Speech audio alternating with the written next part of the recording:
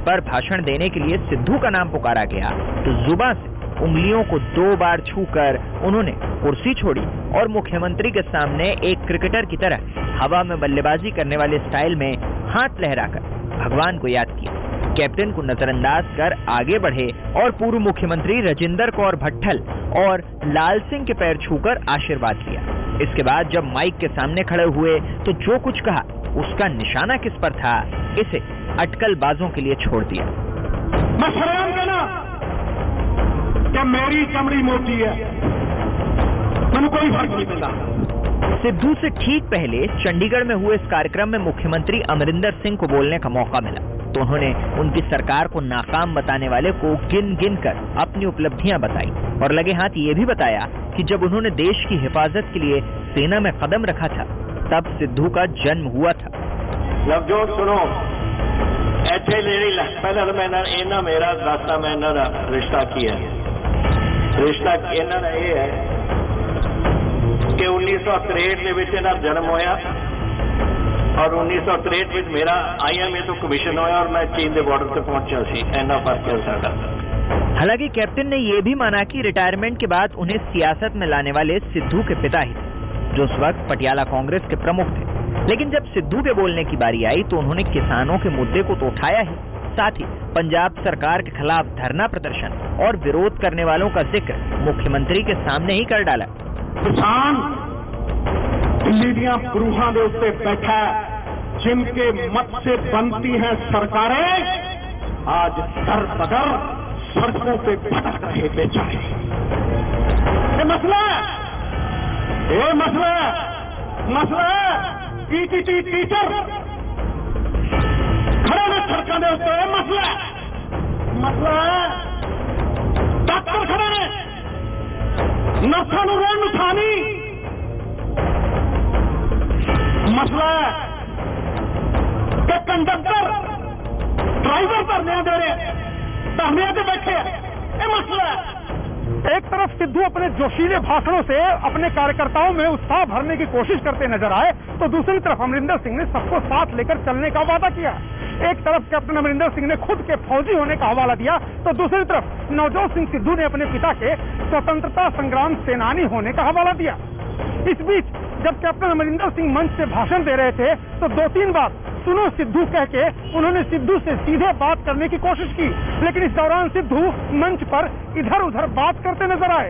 यही नहीं, सिद्धू ने जब भाषण शुरू किया तो उनके बयान में तलखी साफ नजर आ रही थी। ये तलखी उस वक्त भी दिखी जब सिद्धू की ताजपोशी से पहले पंजाब भवन में दोनों का आमना सामना हुआ। हालांकि कैप्टन की बुलाई इस चाय पार्टी में सिद्धू CM से दूरी बनाते दिखे। बताया गया कि इसे भांपकर पंजाब कांग्रेस के प्रभारी हरीश रावत ने सिद्धू को 2 बार आवाज देकर वहां बुलाया, जिसके बाद मुख्यमंत्री से सामना होते ही सिद्धू ने हाथ जोड़कर उन्हें नमस्कार किया। जवाब में कैप्टन अमरिंदर सिंह ने भी सिद्धू को नमस्कार किया। हालांकि जब सिद्धू को कैप्टन के पास बैठने के लिए कहा गया तो उन्होंने कांग्रेस भवन के कार्यक्रम में लेट होने की बात कहकर इसे टालने की कोशिश की। बार बार बुलाए जाने के बाद सिद्धू मुख्यमंत्री के पास तो बैठे और उनसे बातचीत भी करते नजर आए, लेकिन इतनी ही देर में वो कई सवाल भी छोड़ गए। देश सिवावर मोहे है, शुभ कर्मंते कबहू न डरूं जब तक जिसूं, जब जाहि लड़ूं निश्चय कर अपनी जीत करूं। देश सिवावर मोहे है, शुभ कर्मंते कबहू न डरूं रिसूं, जब जाहि लड़ूं निश्चय कर अपनी जीत करूं। पंजाब कांग्रेस के सभी गुट काफी दिनों बाद एक मंच पर आए। उसके बाद कांग्रेस ये संदेश देना चाहती थी कि पार्टी में गुटबाजी खत्म हो गई है और सब मिलकर पंजाब में चुनाव जीतने के लिए काम करेंगे। लेकिन चाय पार्टी से लेकर मंच तक जिस तरह से सिद्धू और अमरिंदर एक दूसरे को नजरअंदाज करते रहे, उससे साफ जाहिर हो गया कि उनके रिश्तों में खटास अभी बाकी है। सवाल ये उठता है कि चुनाव तक क्या पार्टी इसी तरह चलेगी या इस गुटबाजी को खत्म करने के लिए कोई और कोशिश की जाएगी। बारिश महाराष्ट्र में कहर बन गई है। राज्य के कई इलाकों में जिंदगी दूभर हो गई है। खासकर महाराष्ट्र के रत्नागिरी और रायगढ़ में बारिश ने कहर बरपाया है। रत्नागिरी के चिपलुन और रायगढ़ के महाड़ में भारी बारिश की वजह से कई इलाके पानी में डूब गए हैं। साथ ही महाड़ के ही कई हिस्से में भूस्खलन की वजह से कई लोगों की जान चली गई है। यही नहीं, मुंबई में भी एक बिल्डिंग गिरने की वजह से कई लोगों की जान चली गई है। फिलहाल एनडीआरएफ लगातार कोशिश कर रहा है और बाढ़ में फंसे लोगों को निकालकर सुरक्षित स्थानों पर भेजने की कोशिशें लगातार जारी है। महाराष्ट्र के रत्नागिरी, वर्धा, सतारा, कोल्हापुर, बदलापुर और उल्लासनगर समेत कई हिस्सों से आई तस्वीरें गवाही देती हैं कि बारिश ने राज्य की क्या हालत कर दी है। महाराष्ट्र का कोंकण इलाका बारिश से सबसे ज्यादा प्रभावित हुआ है। कोंकण मंडल के रत्नागिरी और रायगढ़ जिले में बारिश से कोहराम मचा हुआ है। रायगढ़ के माड़ में पोलाडपुर इलाके में जमीन का इतना बड़ा हिस्सा खिसक गया, दूर दूर तक मलबा ही मलबा नजर आया। न्यूज 18 की टीम मौके पर पहुंची तो पता चला कि मलबे में 80 से 85 लोग दबे हैं। इनमें से 33 लोगों के शव शाम 6 बजे तक निकाले जा चुके थे। भारी बारिश ने बचाव दल की मुश्किलें इतनी बढ़ा दी कि रेस्क्यू ऑपरेशन रोकना पड़ गया। आसमान से बरसी आफत ने जब कहर का रूप लिया तो जमीन तक को हिला डाला। रायगढ़ के महाड़ में 3 जगहों पर लैंडस्लाइड हो गई, जिसमें 5 से ज्यादा लोगों की मौत हो गई, जबकि कई लोग मलबे में दब गए। वहीं सतारा जिले में जमीन खिसकने से नेशनल हाईवे बंद हो गया। मुंबई के गोंडवी इलाके में बारिश की वजह से 2 मंजिला मकान ढह गया, जिसमें कई लोगों की मौत हो गई। लोगों को बचाने की कोशिश में फायर ब्रिगेड समेत दूसरे बचाव दल घंटों तक लगे रहे। इस हादसे में 7 से ज्यादा लोगों को बचाया गया, जिन्हें अस्पताल में भर्ती कराया गया। अचानक में पूरी दीवार मेरे आंसर आ गई। पूरी ताकत से मैंने पूरा हटाया। मेरा भाई था, उसने पूरी दीवार हटाया, पूरी ताकत से मैंने उठाया। मेरे अभी 4 लोग, 2 लोग वहाँ हैं, एक भाई है मेरा, वो भी यहाँ से गिरा तो उसका आइडिया नहीं है। उधर सिंधुदुर्ग जिले के अंबोली हिल स्टेशन के पास अंबोली घाट में चट्टान का हिस्सा गिरा तो कोंकण की तरफ जाने वाला हाईवे बंद हो गया। कोल्हापुर हो, सांगली हो, सतारा हो, यहाँ पे भी बहुत सारे गांवों को खाली कराया गया है। साथ ही साथ कोंकण में रत्नागिरी और जो रायगढ़ डिस्ट्रिक्ट है वहाँ परिस्थिति गंभीर है। खास करके चिपलून का इलाका हो, महाड़ का इलाका हो, तो बहुत सारे गांवों को खाली कराया गया। जो लोग वहाँ फंसे हुए हैं बोट के जरिए उन्हें निकाला जा रहा है, हेलीकॉप्टर से भी लिफ्टिंग हो रही है। तो सबसे पहले तो लोगों की जान बचाना ये प्राथमिकता है। रायगढ़ के महाड़ में बाढ़ ने मकानों को घेर लिया। मकानों में लोग 24 घंटे से भी ज्यादा वक्त तक फंसे रहे। बचाव के लिए नेवी की 2 टीमें और एनडीआरएफ की टीमें पहुंची। कड़ी मशक्कत करके लोगों को सुरक्षित जगहों तक पहुंचाया गया। कोंकण इलाके में मूसलाधार बारिश की वजह से कोंकण रेलवे की करीब 1 दर्जन से अधिक ट्रेनें रोकनी पड़ी। रेलवे के मुताबिक फंसी हुई ट्रेनों में 5 से 6 हजार यात्री सवार थे।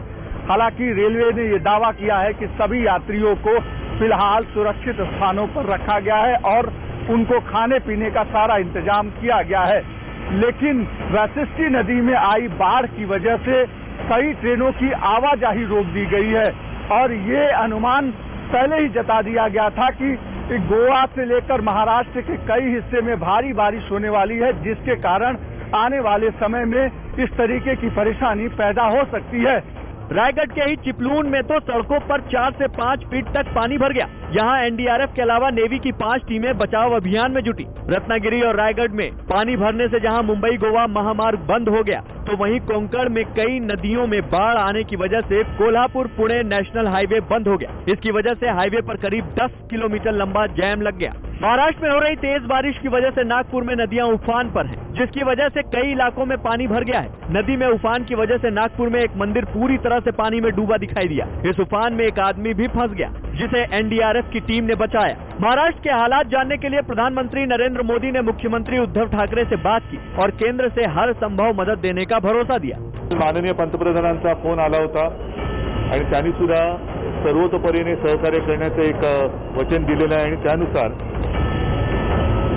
आर्मी आहे, एअरफोर्स, नेव्ही, कोस्टगार्ड सगळेजण एनडीआरएफच्या टीम्स आहेत, आपापल्या परीने मदत कार्य आणि बचाव कार्य, मुख्यतः आता पहिल्यांदा बचाव कार्य हे सुरू झालेलं आहे।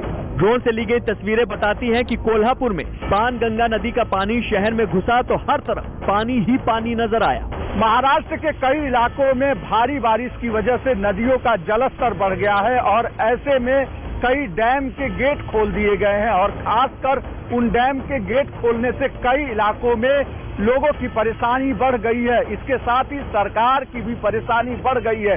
हालांकि सरकार ने स्थिति से निपटने के लिए एक उच्च स्तरीय बैठक की है और मुख्यमंत्री ने सभी अधिकारियों को जल्दी से जल्दी राहत एवं बचाव कार्य करने के निर्देश दिए हैं।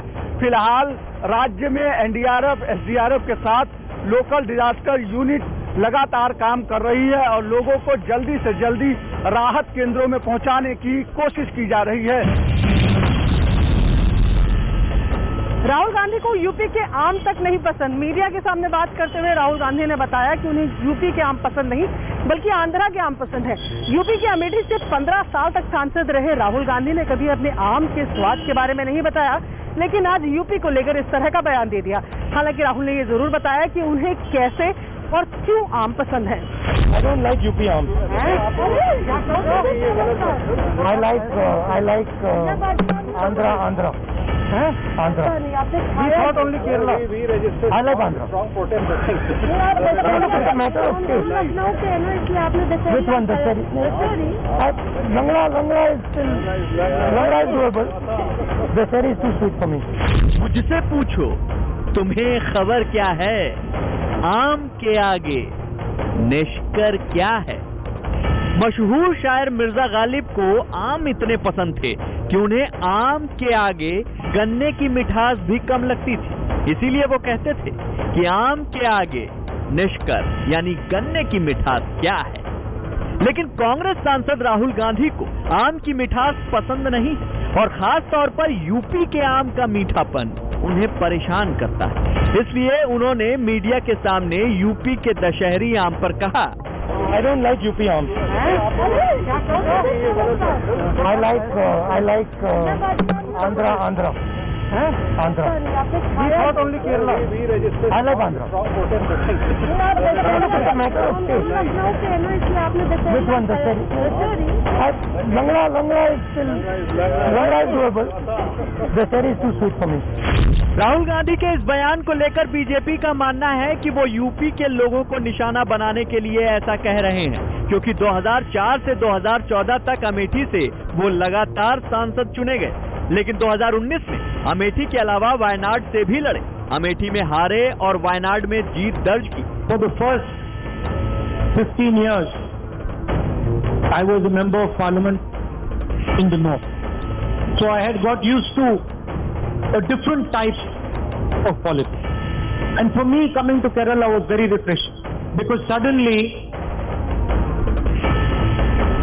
I found that people are interested in issues, and not just superficially, but going into detail in issues. Rahul के इस बयान को लेकर बीजेपी ने उनकी खूब घेराबंदी की थी। बीजेपी का कहना था कि राहुल अमेठी की हार का बदला लेने के लिए ऐसा बयान देते हैं। तो उत्तर प्रदेश के आम इनको पसंद नहीं है, उत्तर प्रदेश की जनता को ये पसंद नहीं है। आपने देखा किस प्रकार से इनको अमेठी से ही हरा के भेज दिया। तो कुल मिलाकर ये इनका बयान भी एक तरीके से बिल्कुल कुंठा से दिया गया बयान है कि जिस प्रकार से उत्तर प्रदेश के आम इन्हें पसंद नहीं है। तुमसे कौन कहने गया तुम उत्तर प्रदेश के आम खाओ ना खाओ। इसी साल फरवरी में राहुल गांधी ने वायनाड में भी यूपी की जनता को लेकर एक विवादित बयान दिया था। उन्होंने यूपी के लोगों की समझ को लेकर ये सवाल उठाया था कि उत्तर भारतीयों की समझ ज्यादा अच्छी नहीं होती है। उनका कहना था कि दक्षिण भारतीयों में उत्तर भारत से ज्यादा समझदारी होती है। ये विवाद इसलिए भी बढ़ा क्योंकि यूपी की अमेठी सीट पर 16 बार कांग्रेस के सांसद जीत के आए, लेकिन 2019 में राहुल गांधी अमेठी से क्या हारे, उन्होंने यूपी वालों की राजनीतिक और सामाजिक समझ को ही कटघरे में खड़ा कर दिया। भारत में 250 से ज्यादा किस्म के आम होते हैं, लेकिन उनमें से 40 तरह के आम काफी प्रचलित हैं और उनमें भी दशहरी आम काफी लोकप्रिय है। आम को पसंद या नापसंद करने वाले दशहरी के बारे में जरूर जानते हैं। यूपी से देश के कई राज्यों में दशहरी निर्यात होता है। अब राहुल गांधी को अगर दशहरी आम पसंद नहीं है तो कोई बात नहीं, लेकिन यूपी के आम कहकर उन्होंने दशहरी के साथ साथ यूपी को जोड़ दिया, जिसे आम के प्रेमी और यूपी के आम आदमी शायद ना पसंद करें। एक कहावत है कि जब अंगूर हाथ नहीं आते तो कह दिया जाता है कि खट्टे हैं, यानी कि जो चीज नहीं मिलती उसमें कमी निकाल दी जाती है। अब राहुल गांधी के आम के बयान को लेकर भी कुछ इसी तरीके की चर्चा है। कहा जा रहा है कि अगर राहुल गांधी को सच में आम पसंद नहीं होते तो वो किस्म बताकर इस बात का जिक्र कर सकते थे, लेकिन उन्होंने आम की नापसंदगी को यूपी से जोड़ा और इसके बाद अब सियासी गलियारों में ये चर्चा है कि यूपी में मिली हार के बाद राहुल गांधी जानबूझकर उत्तर भारत को निशाना बना रहे हैं। राहुल राहुल गांधी ने कहा कि अगर आप भ्रष्टाचार करते हैं तो आपको प्रधानमंत्री नरेंद्र मोदी से डर लगेगा, लेकिन अगर आप करप्शन नहीं करते हैं तो आपको मोदी से डर नहीं लगेगा। राहुल गांधी के इस बयान को बीजेपी प्रधानमंत्री नरेंद्र मोदी की तारीफ मान रही है, इसलिए बीजेपी नेताओं के ट्विटर हैंडल से इसे वायरल भी किया जा रहा है। लेकिन इसके साथ ही कांग्रेस इस बयान को लेकर अब अपने बगले झांक रही है। कांग्रेस को यह समझ नहीं आ रहा कि जो बयान मोदी सरकार पर हमला करने के लिए दिए गए थे वो बयान आखिर उनकी तारीफ में कैसे तब्दील हो गए। और आपको क्या डर लगता है फोन इस्तेमाल करते हुए? नहीं, देखिए मुझे कोई फर्क नहीं पड़ता। देखिए सिंपल सी बात है, इंडियन पॉलिटिक्स को आप समझना चाहते हैं, अगर आप भ्रष्ट हैं, अगर आप चोर हैं, आपको डर लगेगा। मोदी से आप डरोगे, अगर आप भ्रष्ट नहीं, अगर आप चोर नहीं हो, मोदी से आपको बिल्कुल डर नहीं लगता, हंसी आती है। सिंपल सी बात है। मुद्दा फोन टैपिंग का, मोर्चाबंदी कांग्रेस की और महाभारत हुई संसद में। फोन टैपिंग के मुद्दे पर संसद में कांग्रेस पीएम मोदी के खिलाफ हंगामा करती है और संसद ठप कर देती है, लेकिन संसद के बाहर राहुल गांधी ने जिस अंदाज में बयान दिया उसे सुनकर सभी हैरान हैं। और आपको क्या डर लगता है फोन इस्तेमाल करते हुए? नहीं, देखिए मुझे कोई फर्क नहीं पड़ता। देखिए सिंपल सी बात है, इंडियन पॉलिटिक्स को आप समझना चाहते हैं, अगर आप भ्रष्ट हैं, अगर आप चोर हैं, आपको डर लगेगा। मोदी से आप डरोगे, अगर आप भ्रष्ट नहीं, अगर आप चोर नहीं हो, मोदी से आपको बिल्कुल डर नहीं लगता, हंसी आती है। सिंपल सी बात है। संसद परिसर में मीडिया से बातचीत के दौरान राहुल गांधी ये बताना चाहते थे कि वो फोन टैपिंग से डरते नहीं हैं, यानी अगर फोन के जरिए उनकी जासूसी हो रही है तो उन्हें इसका कोई फर्क नहीं पड़ता। लेकिन बयान इस अंदाज में दिया गया कि वो मोदी सरकार पर हमले से ज्यादा उनकी तारीफ लगने लगा।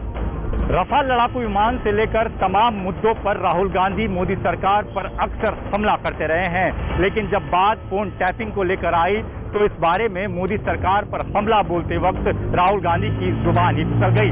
दरअसल शायद वो ये कहना चाह रहे थे कि करप्शन करने वालों को डरना चाहिए और वो किसी प्रकार के भ्रष्टाचार में शामिल नहीं हैं, लेकिन इसके बजाय जो बयान उन्होंने दिया उस बयान को लेकर अब बीजेपी कुछ इस तरह से प्रसारित कर रही है कि मानो राहुल गांधी ने पहली बार सही मायने में प्रधानमंत्री नरेंद्र मोदी की तारीफ की हो। राहुल गांधी के बयान पर कांग्रेस से ज्यादा बीजेपी ने तेजी दिखाई। बीजेपी ने उनके बयान को उसी अंदाज में वायरल किया जैसे राहुल कह रहे हो कि करप्शन करने वालों को पीएम मोदी से डरना चाहिए। और आपको क्या डर लगता है फोन इस्तेमाल करते हुए? नहीं, देखिए मुझे कोई फर्क नहीं पड़ता। देखिए सिंपल सी बात है, इंडियन पॉलिटिक्स को आप समझना चाहते हैं, अगर आप भ्रष्ट हैं, अगर आप चोर हैं, आपको डर लगेगा। मोदी से आप डरोगे, अगर आप भ्रष्ट नहीं, अगर आप चोर नहीं हो, मोदी से आपको बिल्कुल डर नहीं लगता, हंसी आती है। सिंपल सी बात है। बिल्कुल ठीक बात कही है उन्होंने। इसमें बुराई क्या है कि भाई जो आदमी बेईमान है, जो आदमी भ्रष्ट है, उसको तो कम से कम सरकार से तो भय होना ही चाहिए, डर लगना ही चाहिए। लेकिन ये किस उस संबंध में ये राहुल जी ने कही, ये बात मेरे समझ में नहीं आती है। तो राहुल गांधी खुद भी नेशनल हेराल्ड मामले में अभी जिस प्रकार से जमानत पर चल रहे हैं और जिस प्रकार से इनके जीजा जी कितने बड़े स्कैम में लिप्त हैं, इनके फैमिली किस स्कैम में लिप्त रही है, तो कुल मिलाकर ये चोर तो नहीं है, हम इनको चोर नहीं कहेंगे, हाँ, लेकिन चोरों के सरदार जरूर हैं। मोदी जी से डर लगता है भ्रष्ट लोगों को, मोदी जी से डर लगता है देश के साथ गद्दारी करने वालों को, मोदी जी से डर लग रहे हैं वो लोग जो चोरी करते हैं। तो ये विपक्ष में बैठे लोग जो तरह तरह के हथकंडे अपना रहे हैं, ये डरे हुए तो मोदी जी से ही हैं, क्योंकि इन्होंने हमेशा, राहुल गांधी हो, इनकी पार्टी हो, सारे घोटाले इनकी टाइम में हुए हैं। सियासत में बयानों का बड़ा महत्व होता है। राजनेताओं के बयानों पर संसद से लेकर सड़क तक मुद्दे बनते और बिगड़ते हैं। खास तौर पर राहुल गांधी के बयानों को लेकर बीजेपी काफी सजग रहती है, इसलिए राहुल को भी अपने बयानों का चुनाव संभल कर करना चाहिए। फोन टैपिंग मामले को लेकर राहुल गांधी लगातार मोदी सरकार पर हमला बोलते रहे हैं। उनका आरोप है कि फोन टैपिंग के जरिए उनकी भी जासूसी कराई जाती रही है। ऐसे में इस मुद्दे को लेकर कांग्रेस समेत विपक्ष ने संसद के अंदर भी खूब हंगामा किया, लेकिन फोन टैपिंग से जुड़े इन आरोपों के समर्थन में अब तक विपक्ष को कोई मजबूत आधार नहीं मिल पाया है। यही वजह है कि अब संसद की जगह सड़क पर आकर विपक्ष इस मुद्दे पर राजनीतिक संघर्ष करने की तैयारी में है। ऐसे में कहा जाता है कि संकेतों और संदेशों की सियासत बहुत दूर तक और देर तक असर करती है। ऐसे में राहुल गांधी को भी अपने अंदाजे बयां में थोड़ी बहुत तब्दीली लानी होगी। पूर्व भारतीय बल्लेबाज सुरेश रैना का मैं भी ब्राह्मण हूं वाले बयान पर विवाद अभी थमा नहीं था कि रविंद्र जडेजा एक ट्वीट को लेकर ट्रोल होने लगे। रविंद्र जडेजा इस समय इंग्लैंड दौरे पर हैं और वहां से उन्होंने एक ट्वीट शेयर किया जिसमें उन्होंने लिखा कि राजपूत फॉरएवर, यानी हमेशा के लिए राजपूत, जय हिंद। उनका यह बयान लोगों को पसंद नहीं आया और लोगों के निशाने पर आ गए। ट्विटर यूजर्स उन्हें जातिवाद को बढ़ावा न देने की नसीहत देने लगे। पूर्व ऑलराउंडर सुरेश रैना के बयान के बाद अब ऑलराउंडर रविंद्र जडेजा का ये ट्वीट सोशल मीडिया पर विवादों की वजह बन गया है। राजपूत बॉय फॉरएवर नाम के इस ट्वीट पर जडेजा भी सुरेश रैना की तरह ट्रोल होने लगे हैं। ट्विटर पर एक यूजर ने रविंद्र जडेजा को नसीहत देते हुए लिखा है, सर आप लाखों लोगों के लिए प्रेरणा है, आपसे हमें ऐसी उम्मीद नहीं थी। आपका रंग, रूप और धर्म मायने नहीं रखता, हम आपको हमेशा से प्यार करते रहे हैं। एक और यूजर ने रविंद्र जडेजा पर निशाना साधते हुए लिखा है, जातिवाद के चक्कर में बर्बाद हो रहा है, जड्डू से ऐसी पोस्ट की उम्मीद नहीं थी, ऊंचे मुकाम पर पहुंचने के बाद भी वो जातिवाद को बढ़ावा दे रहे हैं, शर्मनाक। ट्विटर पर ही एक और यूजर ने रविंद्र जडेजा को घेर लिया, आदमी जन्म से महान नहीं बन जाता, आप जो बने हैं उस पर गर्व करें, न कि उन लेवल पर जो आप पर एक तरह से थोपे गए हैं। दरअसल इस विवाद की शुरुआत उस वक्त हुई जब सुरेश रैना को तमिलनाडु प्रीमियर लीग के 5वें सीजन के शुरुआती मैच में कमेंट्री के लिए बुलाया गया था। उस दौरान एक सवाल के जवाब में सुरेश रैना ने खुद को ब्राह्मण बताया था, जिस पर बवाल शुरू हो गया था, जिसके बाद सुरेश रैना ट्रोल होने लगे। हालांकि बाद में सुरेश रैना के समर्थन में भी कुछ लोग उतर आए और मैं भी ब्राह्मण हूं ट्रेंड करने लगा। तमिलनाडु प्रीमियर लीग के दौरान कमेंटेटर ने रैना से पूछा था कि उन्होंने कैसे दक्षिण भारतीय संस्कृति को इतनी आसानी से अपनाया। इसके जवाब में सुरेश रैना ने कहा था कि मुझे लगता है कि मैं भी ब्राह्मण हूँ, मैं 2004 से चेन्नई में खेल रहा हूँ, मुझे यहाँ की संस्कृति से प्यार है, मैं अपने साथियों से भी प्यार करता हूँ, मैं अनिरुद्ध श्रीकांत के साथ खेल चुका हूँ, सुब्रमण्यम, बद्रीनाथ और एल बालाजी भी हैं, मुझे चेन्नई की संस्कृति पसंद है, मैं भाग्यशाली हूँ कि मैं CSK का हिस्सा हूँ। I think I'm also Brahmin and I lived and I've seen I've been playing since 2004 in Chennai. Love the culture, I love my teammates. Raina IPL के पहले सीजन यानी 2008 से ही चेन्नई सुपर किंग्स की तरफ से खेल रहे हैं। यही वजह है कि जैसे ही सुरेश रैना ने मैं भी ब्राह्मण वाला बयान दिया, सोशल मीडिया यूजर्स ने रैना को ट्रोल करना शुरू कर दिया।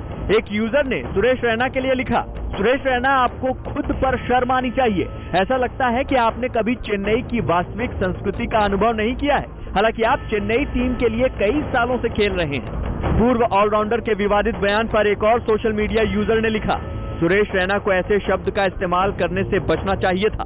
जातिगत बयान पर छिड़ी इस बहस के बीच टीम इंडिया के कप्तान विराट कोहली का भी एक ट्वीट आया, जिसमें उन्होंने लिखा है, याद रखें कि आप कौन हैं और किसी को भी आपको समझाने का मौका न दें।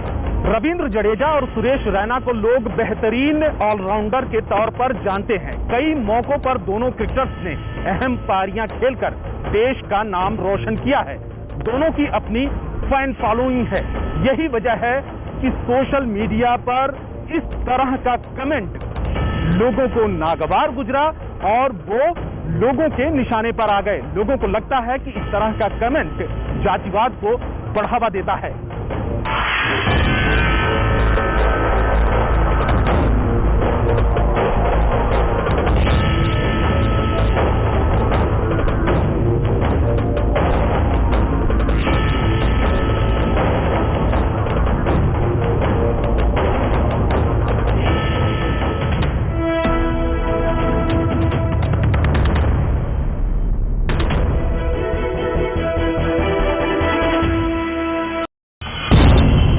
बिहार विधानसभा में बजट सत्र के दौरान विधायकों से मारपीट के आरोप में 2 पुलिस वालों को सस्पेंड कर दिया गया। इसी साल मार्च में हुए इस मारपीट के मामले में ये कार्रवाई की गई। सरकार के किए गए कार्य पुलिस विभाग की छवि को भी धूमिल किया है। केंद्रीय मंत्री मीनाक्षी लेखी के एक बयान से नया विवाद शुरू हो गया। उन्होंने आंदोलन कर रहे किसानों को मवाली कह दिया। फिर किसान आप उन लोगों को बोल रहे हैं, मवाली है वो। हालांकि किसान नेता राकेश टिकैत ने उनके बयान पर ऐतराज जताया। गलत है, नहीं कहना चाहिए किसान के बारे में। किसान के बारे में इस तरह की चीज नहीं कहनी चाहिए। किसान आंदोलन के बहाने विपक्ष ने सरकार पर हमला जारी रखा। बीजेपी के पुराने सहयोगी अकाली दल ने तीनों कृषि सुधार कानून वापस लेने की मांग दोहराई। जब आप उसमें ये कैविएट ही लगा रहे हैं कि वापस नहीं होंगे, तो वो आपसे क्या बात करें? आपका हालचाल तो पूछना नहीं है उन्होंने। कांग्रेस के सुर भी कुछ ऐसे ही दिखे। उन 3 काले कानूनों को वापस लिया जाए, रद्द किया जाए। लेकिन सरकार ने फिर दावा किया कि ये बिल किसानों के फायदे का बिल है। वो किसानों के हित में है, किसानों के लिए लाभप्रद है। हिमाचल प्रदेश में 2 अगस्त से स्कूल खुल जाएंगे। हालांकि अभी वहां 10वीं से 12वीं तक की ही क्लास लगेंगी। दिल्ली के मदनपुर खादर में यमुना के पास यूपी सरकार ने अवैध कब्जा हटाया। आरोप है कि वहां पर रोहिंग्या समुदाय के कुछ लोग कैंप बनाकर अवैध तरीके से रह रहे थे। यमुना के पास मदनपुर खादर और जैतपुर समेत कुछ इलाकों में यूपी के सिंचाई विभाग की जमीन है। इसी वजह से ये कार्रवाई की गई।